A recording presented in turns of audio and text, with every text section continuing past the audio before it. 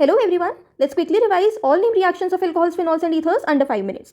First reaction is your Kolbe reaction, बहुत ही important reaction है. It is basically an electrophilic substitution reaction in which carboxylation of phenol is carried out. Carboxylation क्या होता है? Addition of CO2. जब भी carbon dioxide का addition होता है that is your carboxylation. तो ये मेरे पास फिनॉल है, बेंजीन के ऊपर जब भी OH ग्रुप अटैच्ड होता है that is your phenol. इसकी रिएक्शन हमने किसके साथ कराई? NaOH के साथ. As a result of which मुझे फिनॉक्साइड आयन मिला. That this is your sodium phenoxide. अगर क्लियरली देखें तो it is nothing but your phenoxide ion. And इस फिनॉक्साइड आयन की रिएक्शन मैंने किससे कराई? CO2 under high pressure and H+. As a result of which मुझे मेरा रिक्वायर्ड कंपाउंड मिल गया कि फिनॉल मेरे पास था ही, उसमें COOH कंपाउंड ऐड हो गया. इसका नाम क्या है? सिंस ऑर्थो पोजिशन पे now this is my main compound now benzoic acid. अब OH हमारा एक सब्सटीट्यूएंट है, तो COOH की ऑर्थो पोजिशन पे this OH group is present. जब ये एज अ सब्सटीट्यूएंट प्रेजेंट होता है तो इसे हम क्या कहते हैं? हाइड्रोक्सी. तो इसका कंपाउंड क्या हो गया? Ortho hydroxy benzoic acid. Common name also you should know, common name है सैलिसिलिक एसिड. हम डायरेक्टली फिनॉल का कार्बोक्सिलेशन क्यों नहीं करते? क्योंकि this phenoxide ion is more reactive than phenol for electrophilic substitution. तो पहले हम फिनॉल से फिनॉक्साइड आयन बनाते हैं एंड देन उसका कार्बोक्सिलेशन करते हैं. बहुत इंपॉर्टेंट है, इसके ऊपर रीजनिंग बेस्ड क्वेश्चन आ जाता है. Moving on to the next important reaction of this chapter is your Reimer Tiemann reaction. This reaction is for your formulation of phenol. Formulation means हम एल्डिहाइड ग्रुप अटैच करते हैं phenol में. ये simple है. इसमें हम क्या करते हैं? फिनॉल की रिएक्शन करवाते हैं क्लोरोफॉर्म CHCl3 से chloroform in the presence of aqueous sodium hydroxide. As a result of which क्या होता है? ये एक इंटरमीडिएट फॉर्म होता है. यहाँ पे हमारे पास ONA हो गया और यहाँ पे CHCl2 ग्रुप ऐड हो जाता है. इसकी रिएक्शन हम फर्दर NaOH के साथ कराएंगे. इसे हम फर्दर NaOH में डिसॉल्व करेंगे. Then I get what? ये CHCl2 फाइनली किस में कन्वर्ट हो जाता है? एल्डिहाइड ग्रुप में. अब इसकी रिएक्शन में किसी भी एसिड के साथ करा दूंगी तो ONA भी हाइड्रोलाइज होकर OH ग्रुप बना देगा. तो I get this required compound जिसमें अगेन ऑर्थो पोजिशन पे CHO है एंड OH है. तो this compound is again ortho hydroxy benzaldehyde और 2 हाइड्रोक्सी बेंजिल्डिहाइड, जिसका कॉमन नेम क्या है? सैलिसिल्डिहाइड. क्लियर? इसमें आपको एक की पॉइंट याद रखना है कि ये जो इंटरमीडिएट है, इंटरमीडिएट में डाइक्लोरोकार्बिन CCl2 बनता है एज अ इलेक्ट्रोफाइल. ये जो CHCl2 है यहाँ पे basically CCl2 is formed. Fine, तो ये आपको ध्यान रखना है.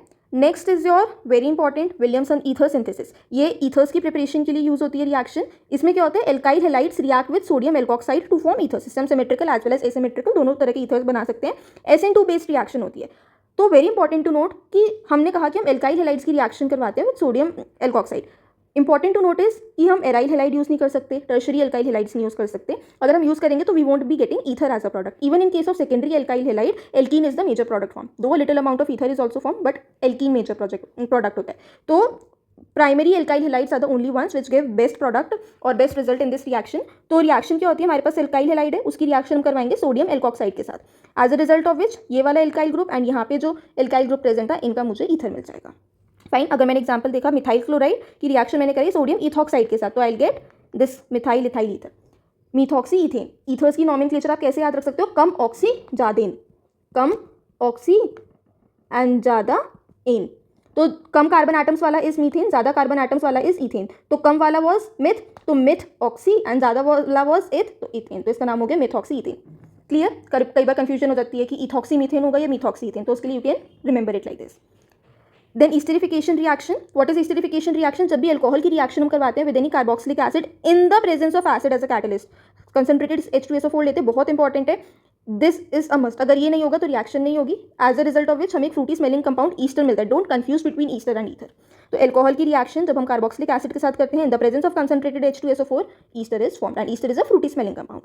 फॉर एग्जाम्पल मैंने मिथेनॉल की रिएक्शन किसके साथ कराई? प्रोपेनोइक एसिड के साथ, तो मुझे methyl propanoate as a product मिल गया. फाइन. रिएक्शन रिवर्सिबल होती है, इन्हें हम फिर से हाइड्रोलाइज करवा सकते हैं to get back alcohol and acid. Then next is your Lucas test. It is also a name reaction only. Lucas test is a qualitative test in order to distinguish between primary, secondary and tertiary alcohols. ठीक है, तो इसमें हम Lucas reagent का use करते हैं. What is Lucas reagent? Concentrated HCl and anhydrous zinc chloride. इसका combination concentrated hydrochloric acid with anhydrous zinc chloride. तो रिएक्शन क्या होती है? हमारे पास अल्कोहल है, उसकी रिएक्शन मैं इस ल्यूकास रिएजेंट के साथ कराऊंगी. एज अ रिजल्ट मुझे एल्काइल क्लोराइड मिलेगी. ठीक है. अब डिफरेंस क्या आता है कि अगर मेरे पास प्राइमरी अल्कोहल है तो रिएक्शन नहीं ही होगी, अब बहुत स्लो होगी. इन दैट केस मुझे टर्बिडिटी नहीं मिलेगी. ये जो एल्काइल क्लोराइड होती है ना, ये इनसॉल्युबल है. इनसॉल्युबल होगी तो प्रेसिपिटेट मिलेगी, जिससे हम क्या कह देते हैं? Turbidity. But primary alcohols reaction नहीं देंगे, बहुत स्लो देंगे, तो नो टर्बिडिटी. सेकेंडरी अल्कोहल्स की रिएक्शन जो होगी वो बहुत ही स्लो होगी, तो टर्बिडिटी मुझे मिलेगी. रिएक्शन होगी बट स्लो होगी, like it will take 5 to 10 minutes. Turbidity मिलेगी but after 5 minutes. On the other hand tertiary alcohols बहुत ही फास्ट रिएक्शन शो करेंगे, तो मुझे इमीडिएट टर्बिडिटी देखने को मिल जाएगी. बेस्ड ऑन द ऑब्जर्वेशंस की टर्बिडिटी आई नहीं आई, थोड़ी देर में आई, तो मैं डिफरेंशिएट कर सकती हूँ कि yes this is my primary, this is my secondary and this is my tertiary. Concept क्या होता है कि rate of turbidity depends on the carbocation stability form. यहाँ पे इंटरमीडिएट में मुझे कार्बोकेटाइन मिलता है, तो हमें पता है कि tertiary carbocations are the most stable and primary carbocations are the least stable. तो टर्शरी कार्बोकेटाइंस अगर मोस्ट स्टेबल होंगे तो वो रिएक्शन बहुत ही फास्ट होगी, as a result of which मुझे इमीडिएट टर्बिडिटी मिलती है। क्लियर? ये हमारी 5 मेन इंपॉर्टेंट नेम रिएक्शंस हैं for the chapter alcohol phenols and ethers. I hope समझ आ गई होंगी। So thank you.